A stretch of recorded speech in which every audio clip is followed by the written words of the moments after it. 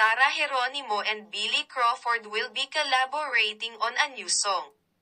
On Instagram, the pop star shared a concept photo with Billy for their upcoming collab song, My Mind. In the photos, Sarah was sporting pink hair while Billy wore a fishnet top layered by a knitted turtleneck top tank.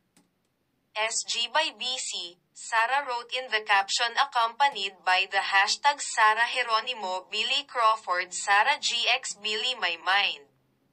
My Mind is set to drop on February 16 at 8 p.m. Sarah is married to Black Rider star and Unang Hirit host Matteo Guidicelli. Meanwhile, Billy is married to actress Colleen Garcia. They welcomed their son, Amari, in 2020. Billy was one of the coaches of reality show The Voice Generations, along with SB19 Stel, Julie Ann San Jose, and parokya ni Edgar Chito Miranda.